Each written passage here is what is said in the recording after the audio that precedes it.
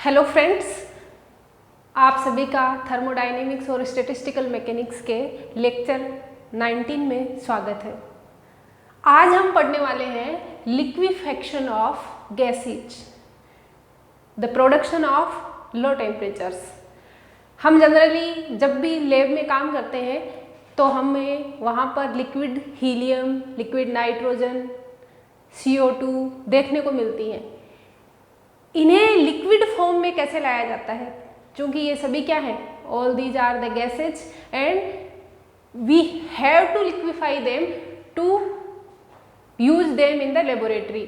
So how these liquid gases are produced और इन लो temperatures का हमारे दैनिक जीवन में या लैब वगैरह में क्या उपयोग है, इसको आज हम देखेंगे। बहुत पुराने समय से, from the very ancient times, it was believed that ice is the coldest body और आइस से ठंडा कुछ भी नहीं हो सकता है। So ice was taken as the zero of the scale of measurement. जो उस समय स्केल चलती थी टेम्परेचर मेजरमेंट की, उसका जीरो आइस के टेम्परेचर को लिया गया और दिस कंटिन्यूड फॉर ईयर्स। और यह भी माना जाता था कि जो गैसेज हैं, जो एटमॉस्फेयर में अपनी जितनी भी गैसेज हैं, they permanently lives in gaseous form only. वो हमेशा ही किस में रहती हैं, गैसीय अवस्था में रहती है। But later on in 1862 Andrew, a scientist, discovered that CO2 can be liquefied by mere use of pressure। केवल प्रेशर का उपयोग करके हम CO2 को लिक्विफाई कर सकते हैं।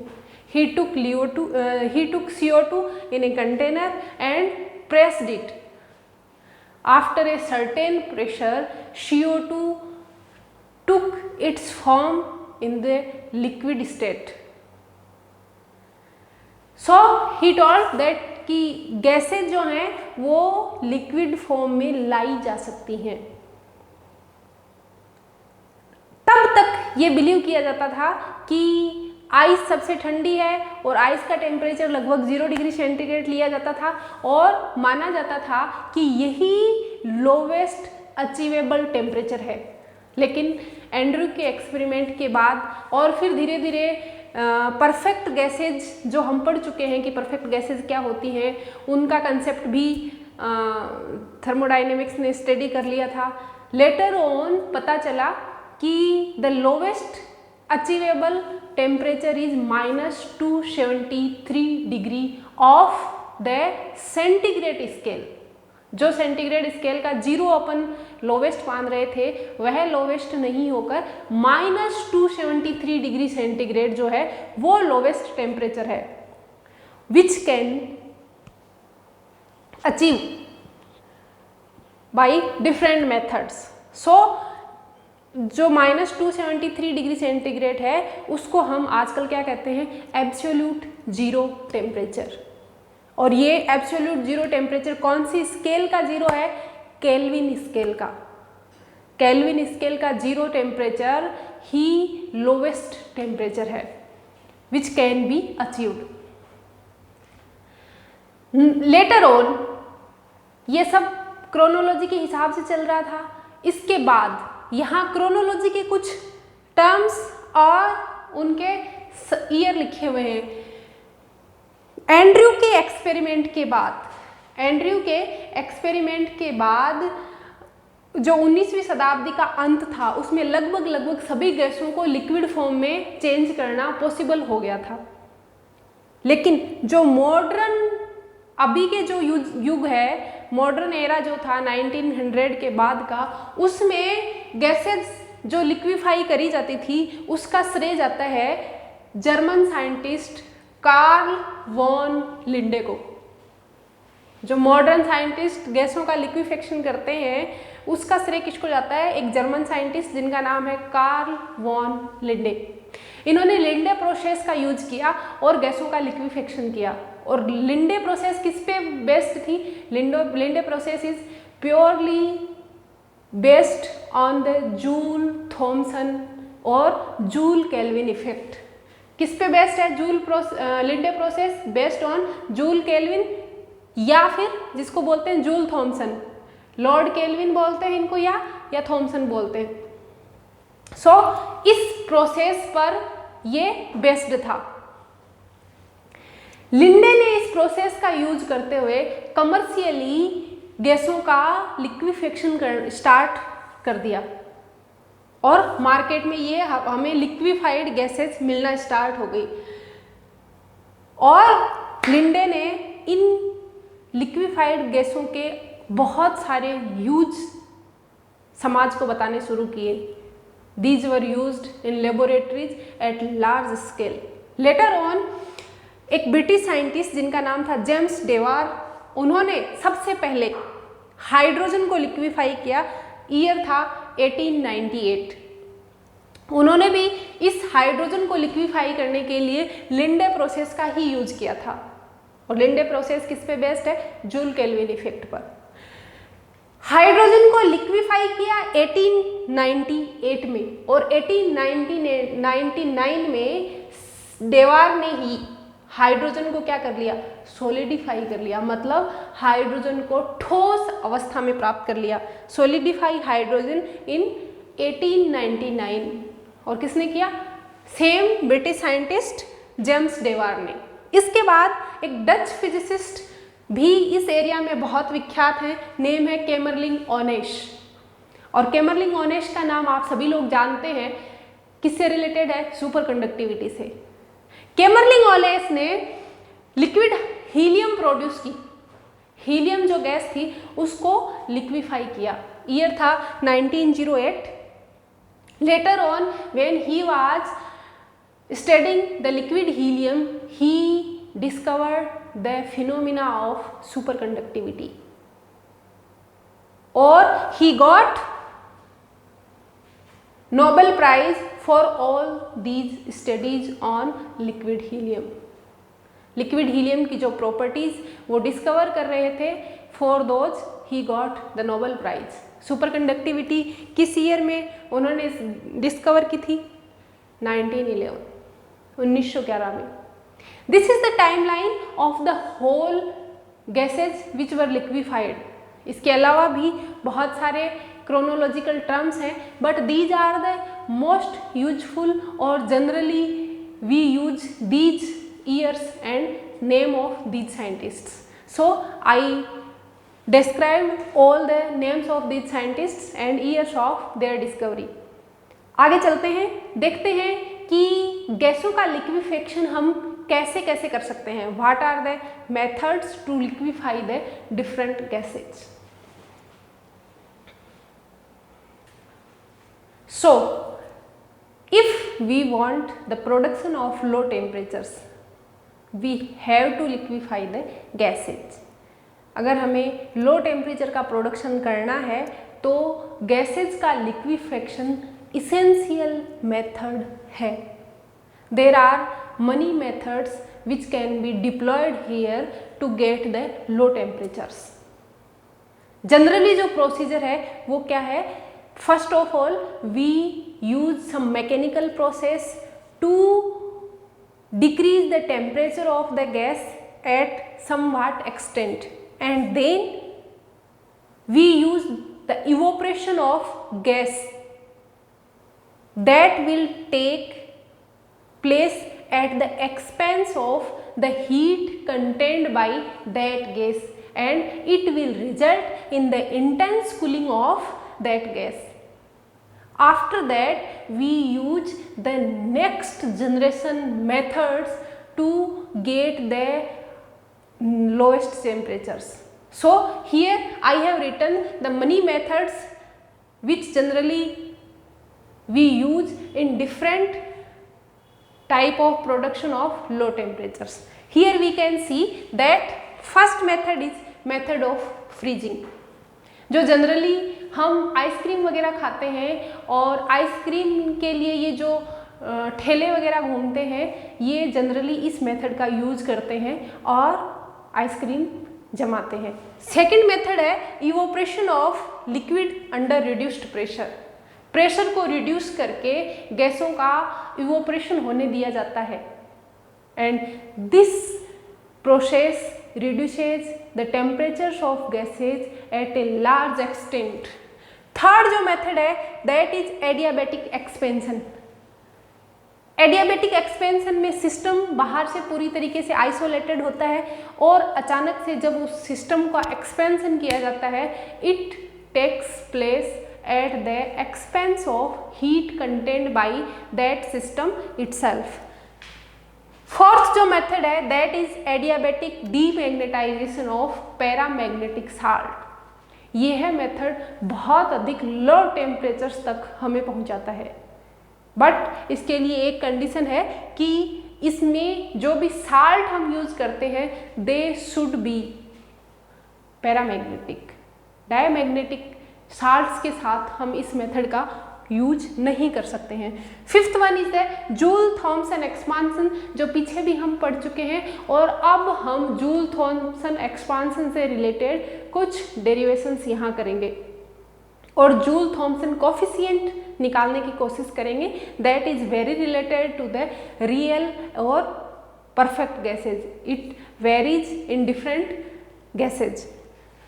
And last one is the regenerative cooling which again uses the Joule-Thomson effect and this process repeated again and again to get the lowest temperatures. So these are all the methods by which we can get the lower temperatures।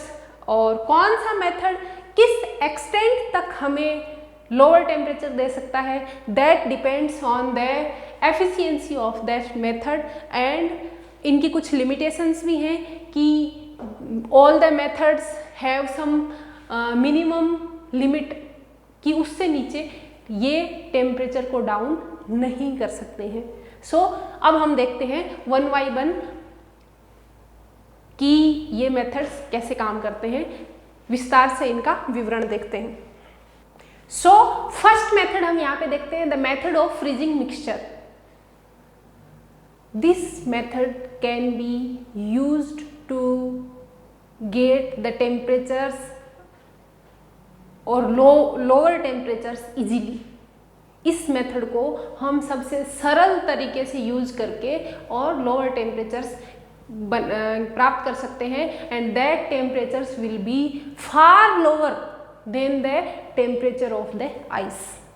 सो इसके लिए हम क्या करते हैं, इसके लिए हम freezing mixture बनाते हैं और फ्रीजिंग मिक्सचर क्या होता है आइस प्लस सम सॉल्ट। ये क्या कहलाता है, this is known as the freezing mixture. Freezing mixture खूब सारी आइस लेते हैं, उसमें कोई ना कोई सॉल्ट मिलाते हैं जैसे कि NaCl सोडियम क्लोराइड।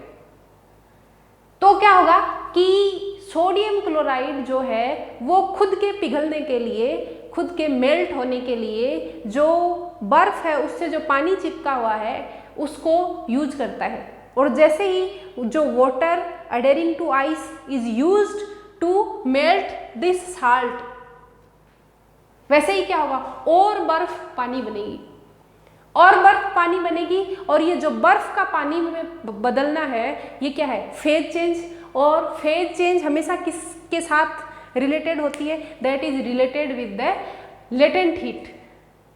और ये लेटेंट हीट इस मिक्सचर को कहाँ से मिलेगी, that this latent heat will be get by the mixture itself. इस मिक्सचर से खुद से ही ये लेटेंट हीट मिलती है।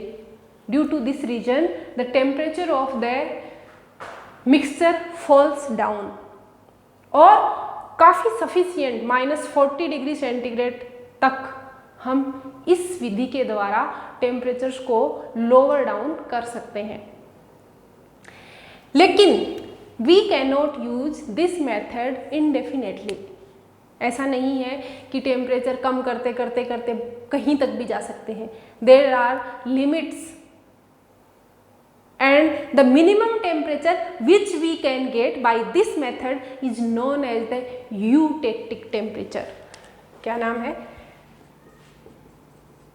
Eutectic temperature. और यूटेक्टिक टेम्परेचर को हम कैसे डिफाइन करेंगे? The minimum temperature which can be get by this freezing mixture method is known as the eutectic temperature. The lowest temperature that can be attained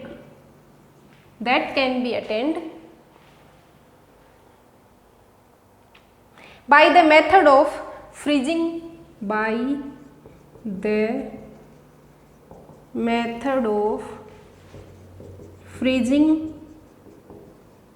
mixture is known as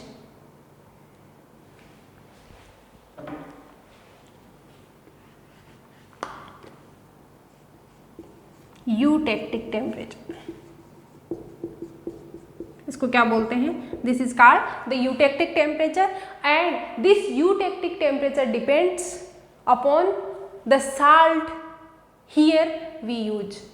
यहाँ पर जो salt हम use कर रहे हैं उस पर depend करता है। हो सकता है NaCl से कम टेम्परेचर मिले हैं, NH4Cl से ज़्यादा मिले, that depends upon the nature of the salt. कौन सा साल्ट आप यूज कर रहे हैं, और डिफरेंट साल्ट्स के लिए डिफरेंट यूटेक्टिक टेम्परेचर्स हैं, लेकिन हर साल्ट का अपना एक फिक्स यूटेक्टिक टेम्परेचर है that is definite for a particular salt.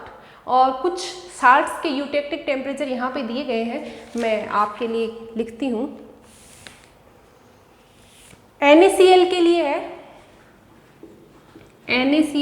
है -21.2 डिग्री सेंटीग्रेड।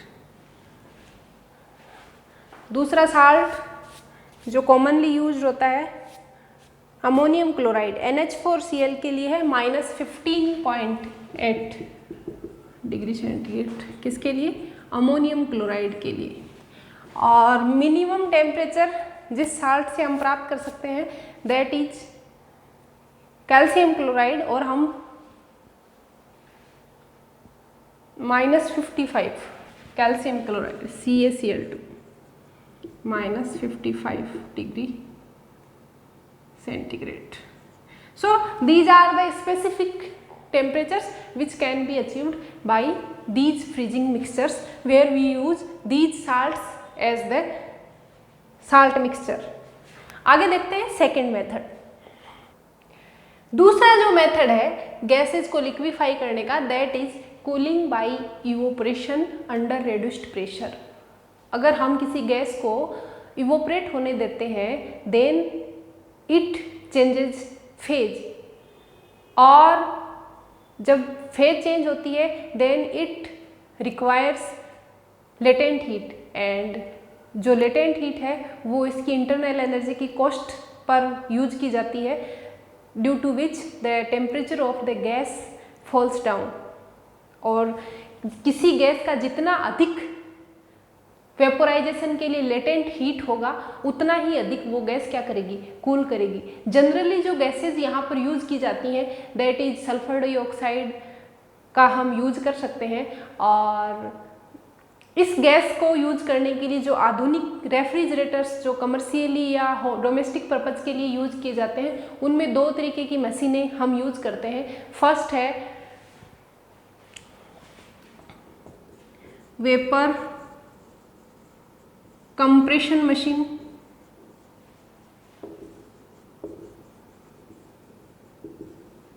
और सेकंड है vapour absorption machine, vapour absorption machine. जो सेकंड वाली मशीन है दैट इज लेस एफिशिएंट और उसका जनरली कम उपयोग किया जाता है। We generally use the vapour compression machine. और वेपर कंप्रेशन मशीन कैसे काम करती है कि हम किसी गैस को कंप्रेस करके और इवोपरेटर में छोड़ देते हैं। इवोपरेटर से पहले एक वॉल लगा के छोड़ते हैं और ये वॉल गैस के प्रेशर को कम करता है। It reduces the pressure of the gas. और जैसे ही गैस का प्रेशर इवोपरेटर में रिड्यूस किया जाता है, गैस स्टार्ट्स वेपोराइजिंग। और जब गैस वेपोराइज होती है तो it takes heat from its internal energy and the temperature of the system reduces. This is the general principle of the gases which here used for the purpose of production of low temperatures. So these gases must have some properties जिनका use हम यहाँ पे कर रहे हैं low temperature का production के लिए। उनकी क्या प्रॉपर्टी होनी चाहिए कि इनका लार्ज लेटेंट हीट होना चाहिए। इनकी लेटेंट हीट है वो क्या होनी चाहिए, लार्ज होनी चाहिए लेटेंट हीट। जिस गैस की जितनी ज़्यादा लेटेंट हीट होगी वो उतना ही ज़्यादा कूलिंग करेगी। सेकेंड, इनका स्पेसिफिक वॉल्यूम कम होना चाहिए।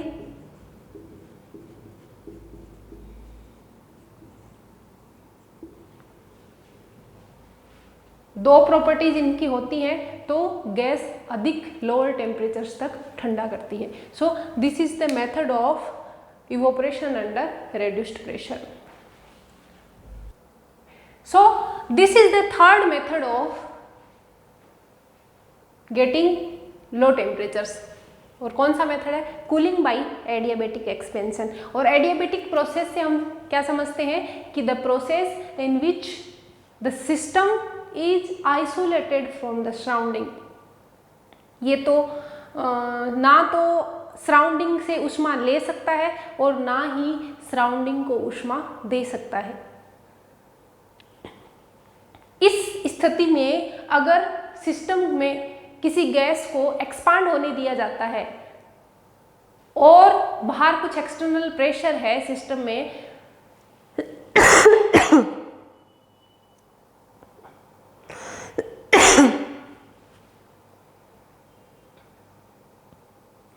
और बाहर कुछ एक्सटर्नल प्रेशर है सिस्टम में, तो गैस को इस एक्सटर्नल प्रेशर के अगेंस्ट कार्य करना पड़ता है। और ये कार्य के लिए एनर्जी उसे कहाँ से मिलती है, इसकी इंटरनल एनर्जी से। और चूंकि इंटरनल एनर्जी केवल और केवल टेम्परेचर का फंक्शन होती है, तो इंटरनल एनर्जी कम होने से टेम्परेचर कम होता है। और अगर किसी गैस को एक्सटर्नल प्रेशर के विरुद्ध जब कार्य कराया जाता है तो बाहर का प्रेशर अगर बहुत अच्छा खासा है, then this process results in intense cooling. और इसको हम यहाँ एक एग्जाम्पल से देख सकते हैं। एक क्वेश्चन यहाँ पे मैंने लिखा हुआ है, if a carbon dioxide gas at room temperature compressed to a very light pressure से 150 atmosphere is suddenly released to atmospheric pressure. हमारे पास CO2 रखी हुई है जो किस प्रेशर पे रखी हुई है, 150 एटमोस्फियर पर, और अचानक हम उसको एक्सपांड होने दे रहे हैं। कहाँ, किस प्रेशर पर, एटमोस्फेरिक प्रेशर पे। तो अगर इस स्थिति में गैस का फाइनल टेम्परेचर क्या होगा, रूम टेम्परेचर पे गैस है, इसका मतलब इनिशियल टेम्परेचर हमें पता है कितना होगा। हम generally room temperature 27 degree centigrade मानते हैं, इसका मतलब 300 केल्विन हमें इनिशियल टेम्परेचर मिल गया है। इनिशियल प्रेशर हमें दे रखा है 150 एटमोस्फियर, और फाइनल प्रेशर जिस पे हम गैस को एक्सपेंड कर रहे हैं दैट इज एटमोस्फेरिक प्रेशर। और हमें एटमोस्फेरिक प्रेशर हमेशा ध्यान में रखना चाहिए। एटमॉस्फेरिक प्रेशर कितना होता है, 1 एटमॉस्फेरिक प्रेशर के बराबर। सो फाइनल प्रेशर कितना है, 1 एटमॉस्फेरिक प्रेशर के बराबर। और हमें निकालना क्या है, फाइनल टेम्परेचर।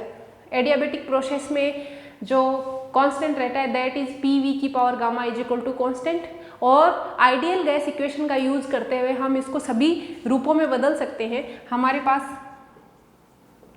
एडियाबेटिक प्रोसेस के लिए क्या इक्वेशन होती है, PV की power gamma is equal to constant. चूंकि हमें यहाँ पे प्रेशर और टेम्परेचर में ये फॉर्मूला यूज करना है, सो आइडियल गैस इक्वेशन से हम क्या लिख सकते हैं, PV is equal to nRT। और हमें वॉल्यूम यहाँ से हटाना है, इसका V is equal to nRT by P।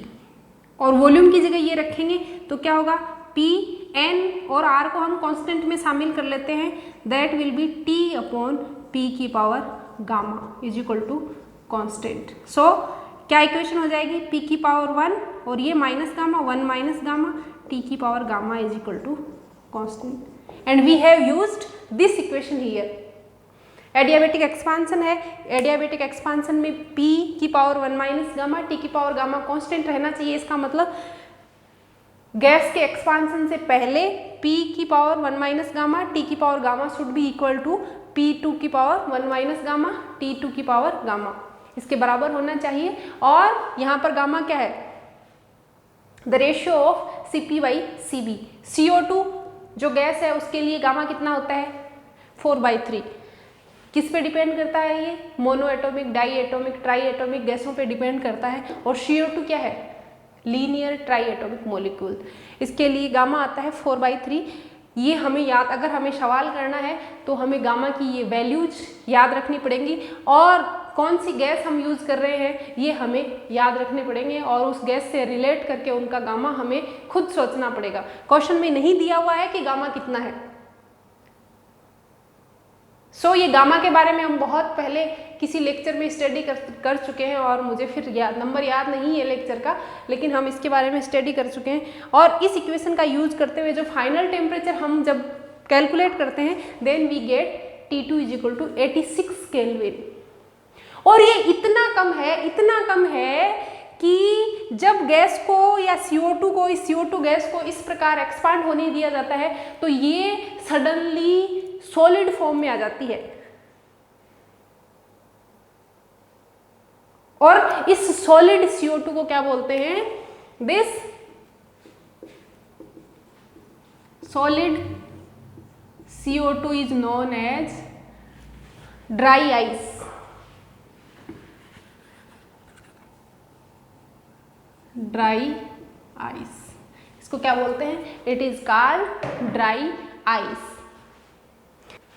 और यहाँ पे जो मशीन हम काम में लेते हैं लो टेम्परेचर्स प्राप्त करने के लिए, that is known as the gas expansion machine. उसका प्रिंसिपल यही है जो अभी हमने समझा है। यहाँ पर हम देखते हैं कि थ्योरेटिकली हम कैसे देख सकते हैं कि एडियाबेटिक एक्सपांसन में टेम्परेचर हमेशा ही कम होता है। So the topic here is temperature change in adiabatic process. हमारे पास एक एडियाबेटिक प्रोसेस है और हम देखना चाहते हैं कि उसमें टेम्परेचर एक्सपांसन के दौरान कम होता है या ज़्यादा होता है। थर्मोडाइनेमिक रिलेशंस जो मैक्सवेल ने दिए थे वो हम स्टडी कर चुके हैं। And from the first thermodynamic relation हम लिख सकते हैं del T by del V at constant temperature is constant entropy is equal to minus del P upon del S at constant volume. अगर इस इक्वेशन में राइट हैंड साइड को ऊपर नीचे टेम्परेचर से मल्टीप्लाई किया जाए, so we can write this equation in this form. और टी डेल्टा एस को हम लिख सकते हैं डेल्टा क्यू। अब अगर इस इक्वेशन में राइट हैंड साइड को देखें तो हम कह सकते हैं कि किसी एडियाबेटिक प्रोसेस के दौरान जब सिस्टम को कांस्टेंट वॉल्यूम पर हीट दी जाती है, उष्मा उसको दिया जाता है सिस्टम को, तो डेफिनेटली उसका प्रेशर क्या होगा, बढ़ेगा ही बढ़ेगा। ये डेफिनेट है। It means this whole quantity will be positive. अगर ये पॉजिटिव है, एक नेगेटिव बाहर है, इट मीन्स जो राशि है delta T upon delta V S, ये क्या मिलेगी, नेगेटिव। अगर किसी एडियाबेटिक प्रोसेस के दौरान किसी सिस्टम में हम हीट देते हैं तो हीट देने के दौरान delta T upon delta we क्या होगा, नेगेटिव होगा।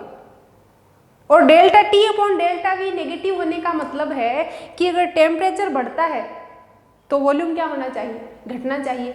और वॉल्यूम बढ़ता है तो टेम्परेचर कम होना चाहिए। और चूंकि हम किसकी बात कर रहे हैं, अगर हम एडियाबेटिक एक्सपांसन को देखते हैं तो एडियाबेटिक एक्सपांसन में क्या है,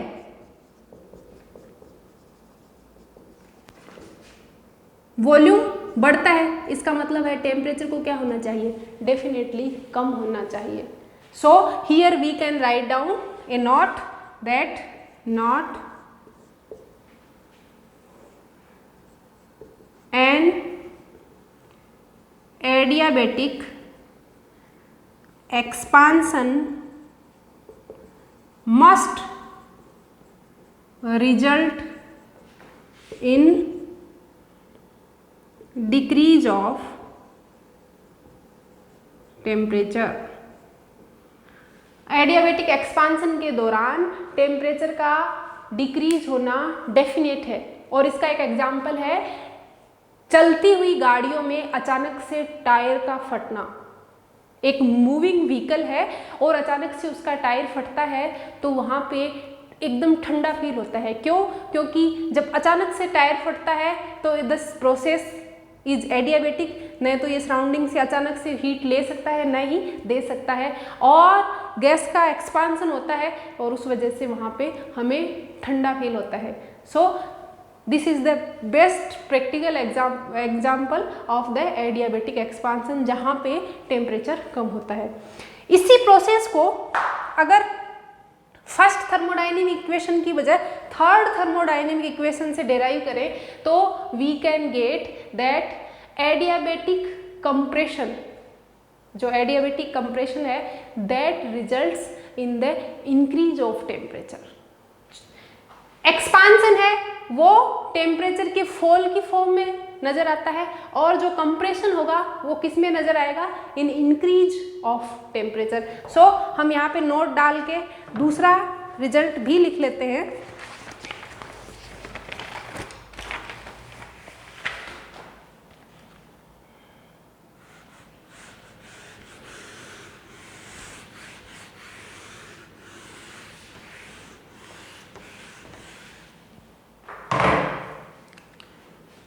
By using third thermodynamic relation, we can see that और नोट क्या है यहाँ पे, क्या देखते हैं हम? An adiabatic compression must result in increase of temperature। Adiabatic compression के दौरान टेम्परेचर का बढ़ना तय है। नेक्स्ट प्रोसेस हम देखते हैं cooling by adiabatic demagnetization. Fourth जो मेथड है कूलिंग का वो है cooling by adiabatic demagnetization of paramagnetic salt, और ये विधि बहुत ही एफिशिएंट है। इसके द्वारा लगभग 10⁻⁻12 केल्विन तक के टेम्परेचर्स प्राप्त किए गए हैं एक्सपेरिमेंटली, और इस विधि में जो सॉल्ट हम यूज करेंगे वो पैरामैग्नेटिक होनी चाहिए। डायमैग्नेटिक सॉल्ट्स के साथ हम इस विधि को काम में नहीं ले सकते, because it needs the magnetization, और paramagnetic materials can be magnetized. यहाँ पे जो एक्सपेरिमेंट दिया गया है इस मेथड के लिए, it contains a strong magnetic field. इधर नॉर्थ पोल है, this is the south pole, और जो मैग्नेटिक फील्ड यहाँ पे काम में लिया गया है that is equal to 30,000 gauss. Earth के मैग्नेटिक फील्ड से इसकी तुलना करके आप अंदाजा लगा सकते हैं कि ये कितना बड़ा मैग्नेटिक फील्ड है। इस मैग्नेटिक फील्ड में इस स्पेसिमेन को रखा गया है that is a paramagnetic salt. ये स्पेसिमेन क्या है? एक पैरामैग्नेटिक सॉल्ट है। इसे इस मेथड में यहाँ सेंटर में रखा गया है। This is the vacuum chamber, और इससे चारों तरफ से लिक्विड हाइड्रोजन से भरे हुए डेवार्क फ्लास्क के अंदर डुबो के रखा हुआ है। ये स्पेसिमेन जो है वो एक फ्लास्क के अंदर रखा हुआ है। This flask is called Dewar flask.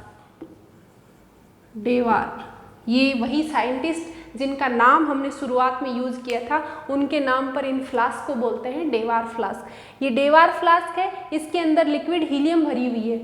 इसका मतलब इस स्पेसिमेन का टेम्परेचर ऑलरेडी बहुत कम है। और किस टेम्परेचर पे है ये स्पेसिमेन? लिक्विड हीलियम के टेम्परेचर पर है।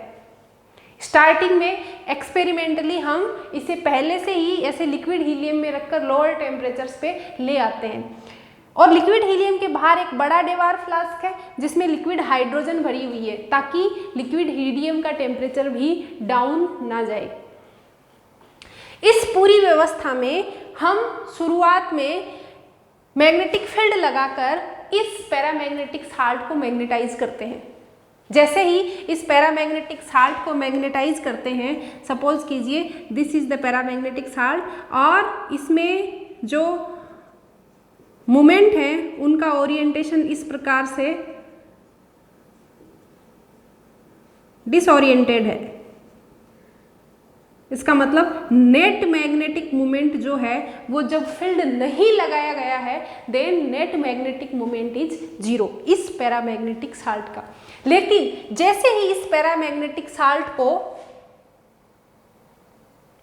मैग्नेटिक फील्ड में रखा जाता है, इट गेट्स मैग्नेटिक फील्ड, और मैग्नेटिक फील्ड के लगते ही दिस सैंपल और this paramagnetic salt gets magnetized हो जाता है। मतलब इसके जो मैग्नेटिक मोमेंट्स हैं वो मैग्नेटिक फील्ड की डायरेक्शन में, जो एक्सटर्नल मैग्नेटिक फील्ड हमने लगाया है उसकी डायरेक्शन में ओरिएंटेड हो जाते हैं, अपने आप को बाह्य मैग्नेटिक फील्ड की डायरेक्शन में अभिविन्यासित कर लेते हैं। They gets oriented in the direction of the external magnetic field. And external magnetic field में क्या है? नॉर्थ इधर, साउथ इधर। सो जैसे ही ये ओरिएंटेड होते हैं, ये ओरिएंट होने के लिए एनर्जी खींचते हैं, और ये एनर्जी कहाँ से लेते हैं? ये सिस्टम से लेते हैं, इटसेल्फ, सिस्टम से खुद से लेते हैं। चूंकि ये प्रोसेस क्या है? एडियाबेटिक प्रोसेस है, तो सिस्टम का कुछ टेम्परेचर डाउन हो जाता है। अब कुछ देर पश्चात हम क्या करते हैं? अचानक से इन मैग्नेटिक फील्ड को हटा देते हैं। ये पोल्स यहाँ से हटा दिए जाते हैं। ये पोल्स जैसे ही यहाँ से हटते हैं, दिस मटेरियल गेट्स डीमैग्नेटाइज्ड। ये स्पेसिमेन या जो पैरामैग्नेटिक साल्ट है, इट गेट्स डीमैग्नेटाइज्ड सडनली। अचानक से ये क्या होता है? डीमैग्नेटाइज्ड होता है। मतलब कि इसके जो मोमेंट्स हैं, they try to get their random direction. वो अपनी जो रैंडम डायरेक्शन थी उसमें अभिविन्यासित होने की कोशिश करते हैं, और इस प्रोसेस में उन्हें जो एनर्जी लगती है वो कहाँ से लेते हैं? सिस्टम से खुद से लेते हैं, क्योंकि ये प्रोसेस क्या हो रही है? सडनली हो रही है। So it must be an adiabatic process. और वो एनर्जी, इतनी ज़्यादा एनर्जी वो इस स्पेसिमेन से लेते हैं कि इनका टेम्परेचर 10⁻³ -4 केल्विन तक चला जाता है। So this is the method based on the magnetization of the material. जो इस मटेरियल का मैग्नेटाइजेशन नहीं हो सकता, that materials can not be used here. But this is the most effective method जिससे सबसे अधिक लोवेस्ट टेम्परेचर्स अभी तक प्राप्त किए गए हैं। इस विधि में इस स्पेसिमेन का जो टेम्परेचर फॉल होता है वो इस बात पर डिपेंड करता है कि स्टार्टिंग में हमने यहाँ पे कितना मैग्नेटिक फील्ड यूज किया है। जितना ज़्यादा स्टार्टिंग मैग्नेटिक फील्ड हम यूज करते हैं, इस मटेरियल का या स्पेसिमेन का टेम्परेचर उतना ही ज़्यादा गिरता है, टेम्परेचर फॉल उतना ही ज़्यादा होता है। और स्टार्टिंग में अगर मैग्नेटिक फील्ड कम यूज करते हैं या लोअर मैग्नेटिक फील्ड या लोअर मैग्नेटिक फील्ड की जो चुंबक है या मैग्नेट्स हैं वो यूज करते हैं, then we get the fall in temperature lower. Temperature का जो फॉल है वो हमें कम मिलता है, मतलब सैंपल जो है वो कम ठंडा होता है। So keep all these in the mind. और नेक्स्ट लेक्चर में हम पढ़ेंगे the next method of the cooling, that is joule-Thompson cooling, which is followed by regenerative cooling.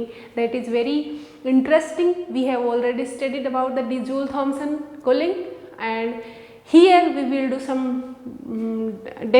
derivations that will be useful to find out the Joule Thomson coefficient. आज के लिए इतना ही, धन्यवाद।